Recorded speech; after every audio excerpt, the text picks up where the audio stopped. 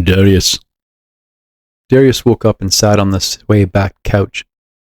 Badrick's voice? He was sure he had heard Badrick's voice. It had awoken him. He blinked, looking around the old cottage, the grandmother's cottage, the home of his childhood. Badrick wasn't here.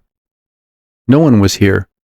He unconsciously traced the pattern of the quilt with his fingers, the same thing he always did when he woke up at home. The broad cottage window glowed as it always did in the dawn. The soft light flooded golden through the small panes of glass with the dream catcher hung there. The catcher had never been moved from its place in the window. He could hear her voice, a memory of the moment that she had placed it there.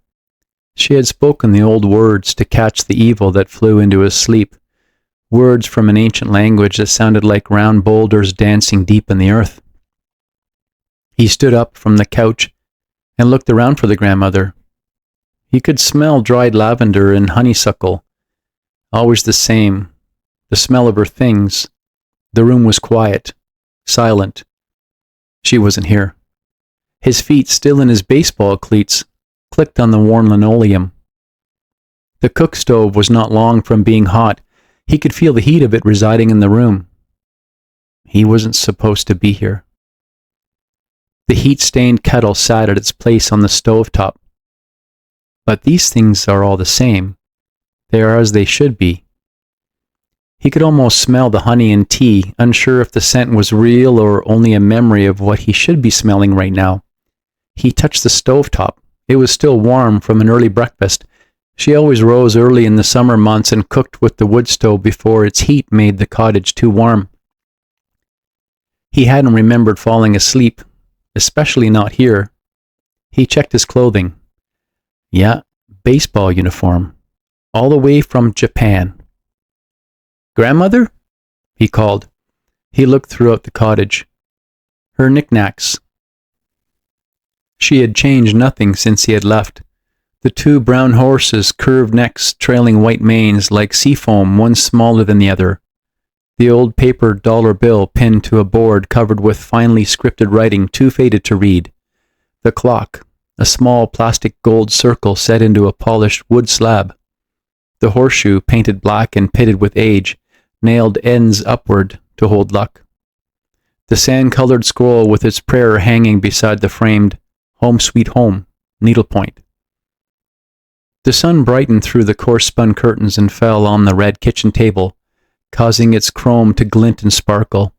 The familiar white vase with the chip in its rim of gold held dried flowers and stood command over the field of red formica. This was not a dream, it was real. But I'm still wearing my ball uniform. Grandmother? He called out again. He knew she wouldn't answer. She wasn't here. He went back to her room, the wooden door that always kept closed and the fancy crystal knob with a latch that stuck.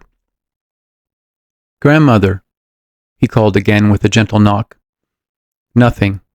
He turned the doorknob, continued to turn it past where it stuck in the jamb, and pushed the door open. It would creak on its hinges, as it always did when she came out in the morning, and it did creak now. The room beyond was as it should be. It did not matter that he was wearing his ball uniform and was supposed to be on the other side of the world that fire had engulfed. The dark green carpet, soft and worn with the smell of sand dust. It looked like it always had to him, like the soft green moss of a shadowy forest floor. The square of the bedspread beyond, the veneered wooden nightstand, on it the buckskin medicine bag with beads in a bright geometric pattern with the twist of dried tobacco at its neck, the large hutch and mirror against the far wall. He had never entered this room, never stepped over the rough plank of a threshold that was covered with the bulky green carpet, and he wouldn't now. Bucky had been threatening her, when Bucky was still Bucky and not that other thing that had come. The real Buck said he would send his family to hurt her. Darius felt his heart begin to race. Was that what had happened? Had Bucky been able to do something to her? A knock on the door startled him. He turned quickly. The door was being slowly opened, and another knock, politely added, rang out louder. Is this door open? It was Badrick's voice again. Yes, Darius replied. May I come in? Darius nodded.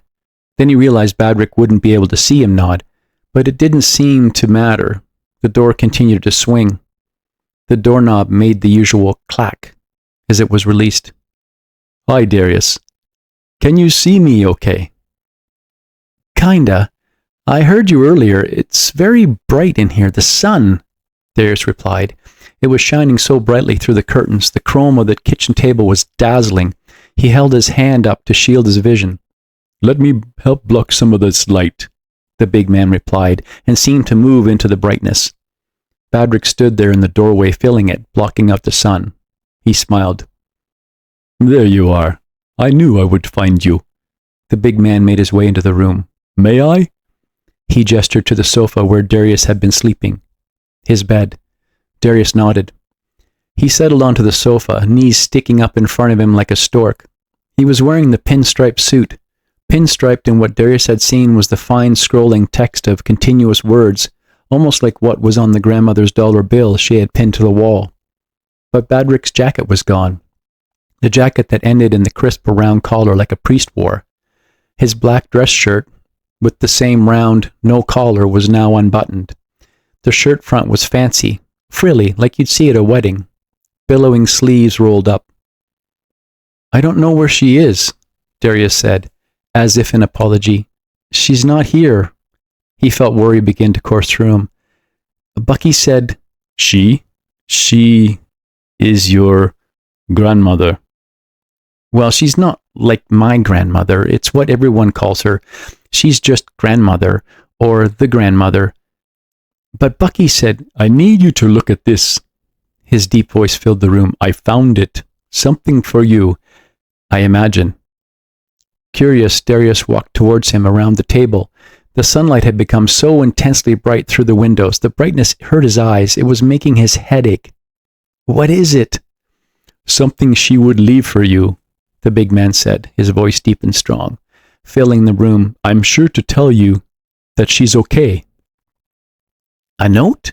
He asked. Darius turned his head to try to avoid the glare. Yes, of course. A note from her to you, explaining why she isn't here. Look here. Read it. I'm sure everything is okay. She took the time to leave you a nice note.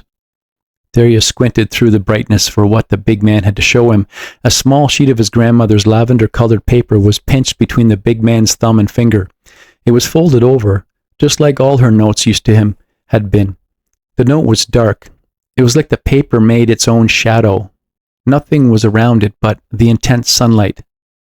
Can you see it? Darius shied away from the brightness and concentrated on looking only at the cool, shadowy square of green. It was like searching for a chunk of ice in a bonfire. He reached for it, felt the paper, took it, and unfolded it. I'm sure there's nothing to worry about. I expect the note will explain that. It was just a few lines of her old-fashioned beautiful penciling, where all the letters of each word were joined together.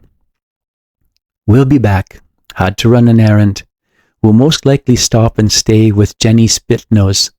She has been sick again. I'm glad you're home. Love and hugs, grandmother. Darius folded the note gently back on itself and put it in his pocket. My baseball uniform pocket. How did you find me? Darius asked. The sunlight came easily now through the window. The glare off the table had stopped. A cloud, maybe? Something had stopped that brilliant intensity. The big man smiled. I've been thinking about it, and this was what I came up with. I've also been looking for Nova and Brock, so, as you kids would say, 1 down and 2 to go. We need to find them. I have never been here before. Will you help me? Yes, okay. Where should we look? Badrick asked. Well, they can't go far. This is a box canyon we're in. The only way in is to walk down from the gas station. That's where you should have left the car. We did drive here, didn't we? Excellent. Joy will be there with the car. Maybe she has seen Brock and Nova. Let's go and look for them. Okay, Darius said. He swung open the door and stepped out into the sunlight. But you just came from the car, didn't you? And how did we get here? I don't remember getting here. If only I could have slept for a really, really long time. Looking for you, I've become a little lost myself. I need you to help me find the others. We'll start with Brock and Nova. I'm sure they're looking for us. Okay, Darius said, and pulling the porch door open, they were flooded with sunlight. It's very bright here. I know I'm an old man and everything, and you're too old to hold hands.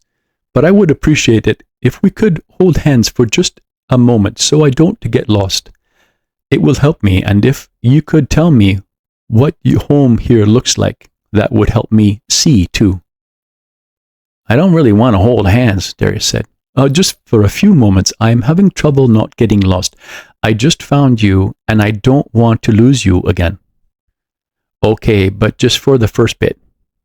I'm sure that will be all it takes. All right, but don't tell the others. Pinky swear, Badrick said and laughed.